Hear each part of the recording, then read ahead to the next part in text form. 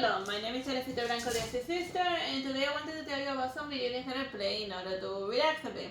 Like the first one on the shopping block literally is Animal Crossing. It's just basically you like creating just going out and like eventually the game becomes like a bit of a collectathon, and but with like you trying to like finish the museum, you know, like catching birds and stuff, and then just building things at your leisure.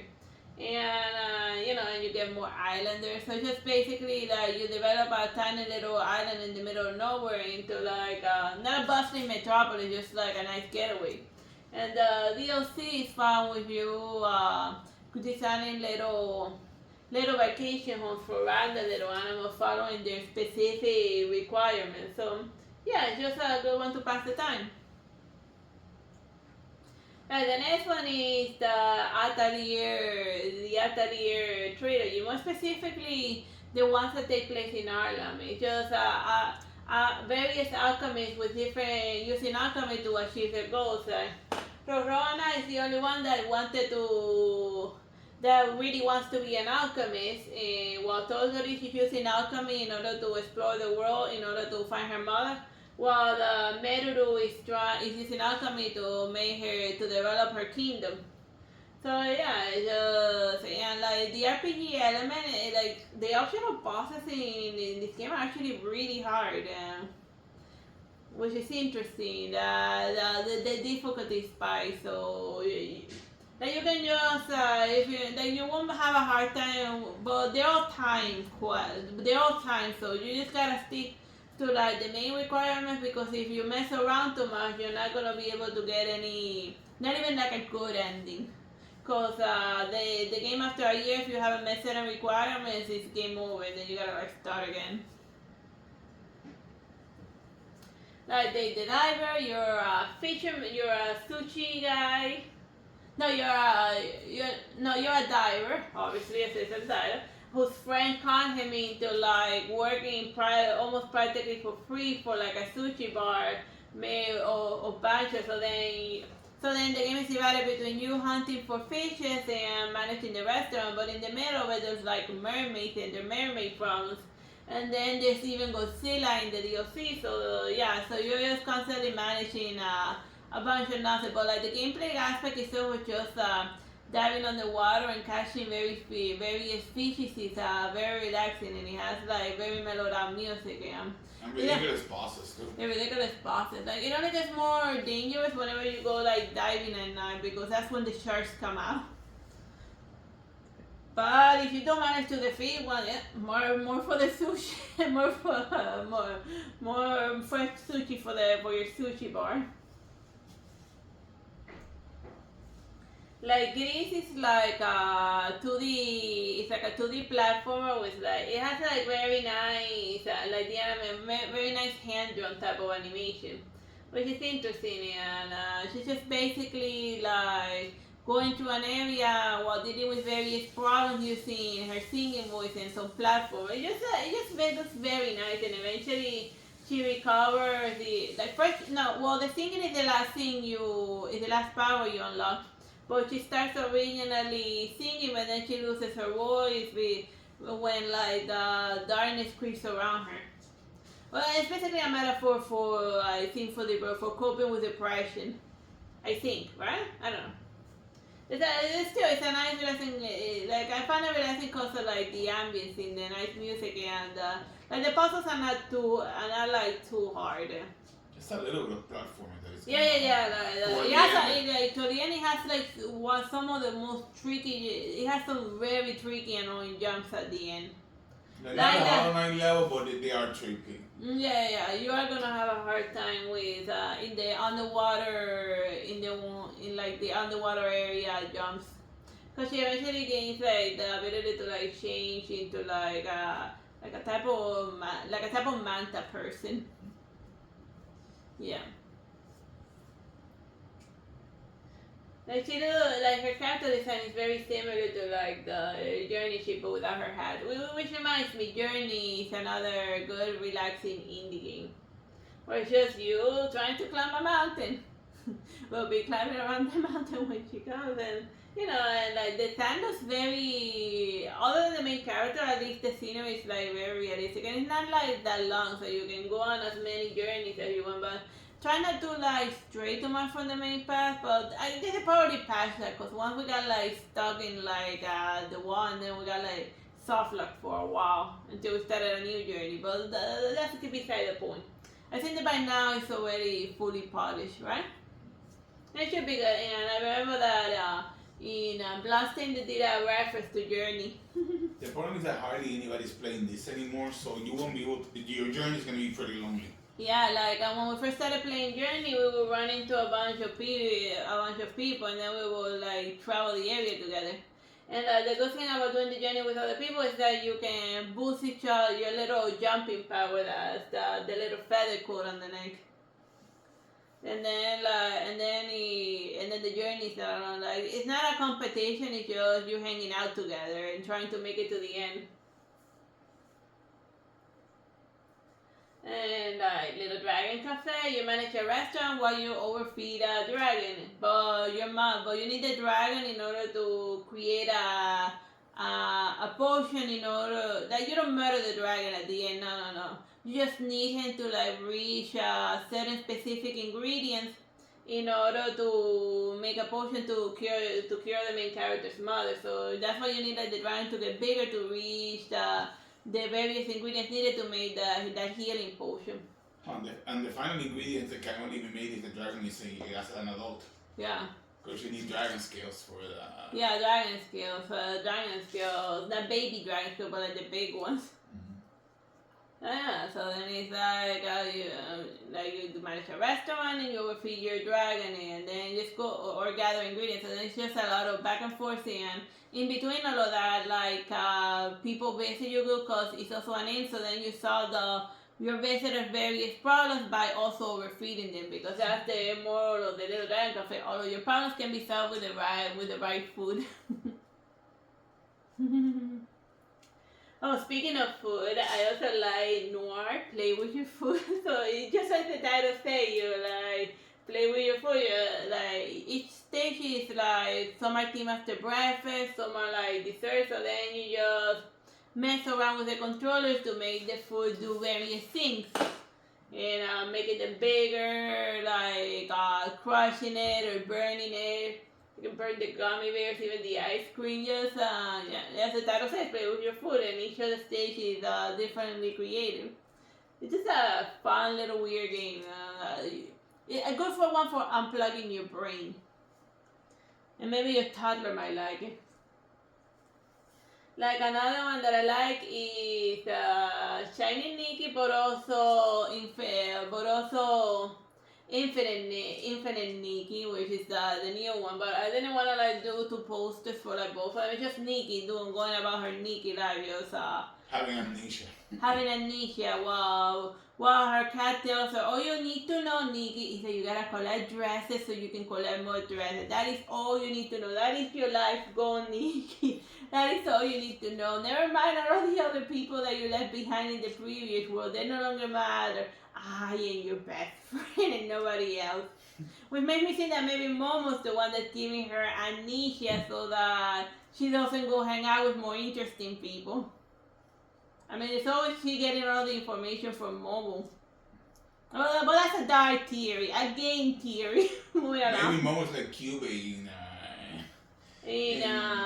Madoka Magica.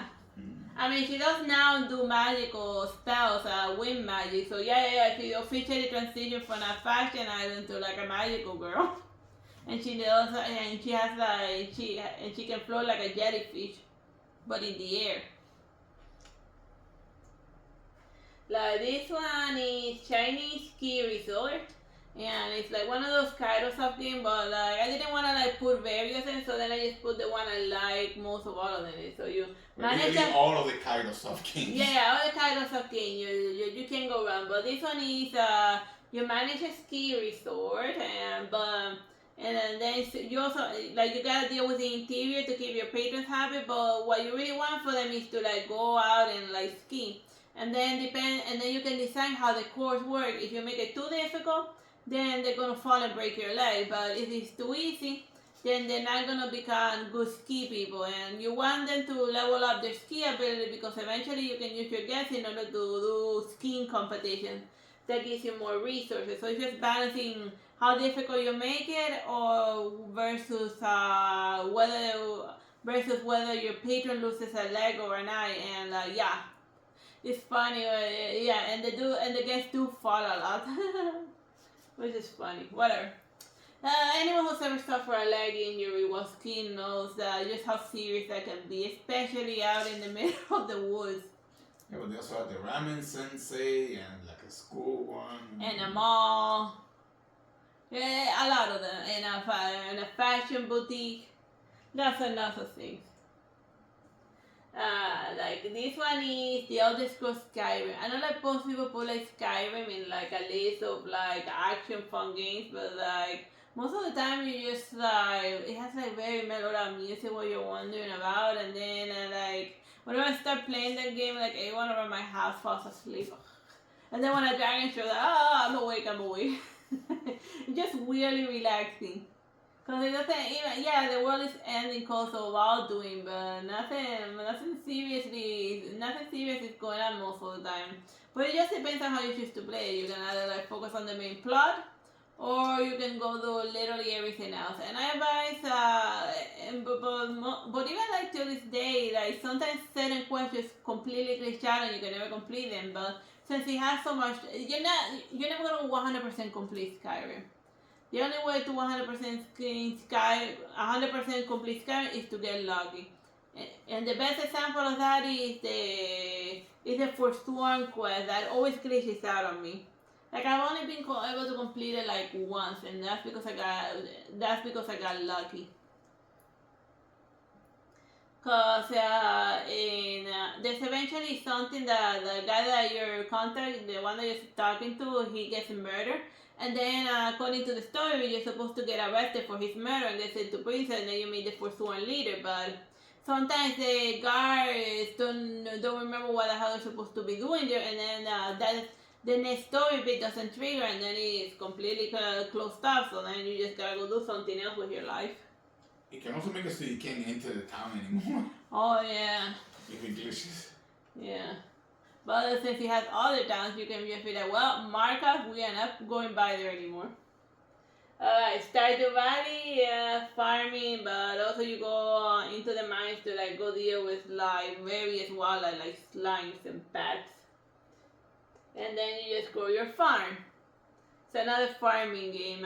Even Animal Crossing falls under the farming subgenre of video games. Unplug your and it recently got a DLC that adds extra stuff, and I think it also makes it a little easier to fish for specific fishes because in order to like complete the town hall a little faster, or maybe that was just my impression. Yeah, we should still get 1,000,000 sea basses. Yeah, way too many sea basses. Oh yeah, Tropico 5 is it's one of those like city management simulators, but it takes place in the Caribbean, or Tropico as I like to call it, and then you're a Tropican dictator. Or take your pick. Take your pick, and then you just but like the main plot ends up, it gets very crazy. It has a time travel subplot in order to avoid the end of the world. And then you go back, and then you start as just another tyrant trying to like stay in power forever. And then you end up, and then because of some weird time travel shenanigans, you end up being the one that saves the world. But yeah, it's just saving the world from the guy who recruited you into that evil society that gave you like your first town to work with, because your master Liang King, his final plan, it wasn't to like save the world by conquering it. No, he just wants to destroy the world and leave it, and then rebuild on the ashes of the old one. And then you're like, but where do I fit in all of this? And then he said, you're gonna be a nice pile of ashes. And you're so then you gotta make a time machine to stop him. But then but then in the effort to change history, you end up causing some other sins, because then his apprentice, she continues her master's plans, but the reason why she wants to destroy the whole world is because people don't like videos of cats anymore. So so the final antagonist ends up being a crazy cat woman. But yeah, the plot is bunker but hilarious. And then it has other two main campaigns, each of them with their own humoristic theme. Like I remember one of them, like the bad guy is Captain Planet of all things, like an eco guy. And man, that eco guy has a lot of missiles. It gets like really bad and difficult when it starts like raining missiles on you, raining missiles on you 24/7. Like it can escalate really quickly. So you're just managing resources while trying to keep your army well, and in the middle of it all, sometimes a natural disaster happens, like a tornado or the volcano explodes, or an earthquake, or a tsunami. So be careful not to put everything in the beach because tsunamis also happen. Oh, I remember that there was one mini quest where it was like you were on a cursed island, and then the joke of that scenario was that there was gonna be a natural disaster like every 10 minutes. And it wasn't like a small one, like armies of tornadoes, a ridiculous drought. It was nuts. But yeah, because of like its varying little campaigns, it's just a very fun game to play. And this was unpacking. It's just like how the title says, you unpack and then you prepare your room. And it's a puzzle, and it's just a little unpacking puzzle game. And then depending on how you unpack, and then each of the little rooms tells a little story because it goes from like unpacking in your parents' house, then you move out, and you go to college, then you like break. And then you like divorce from your first boyfriend, and then so forth. So then each of the little bedrooms. They turn lesbian. Like, yeah, she gets lesbian at the end. And they have like two adopted daughters. Or maybe they had a daughter from like two different, from like a donor or something, or like a very nice guy friend, you know. But yeah, it's an LGBT plus game. But only to the unpacking element. You gotta like look really close in order to notice what is clearly hidden. It almost like they felt ashamed of it, but whatever. People do people. Oh yeah, and I think that's the last casual game I wanted to mention. I hope you have fun with my rambling. Bye bye and God bless.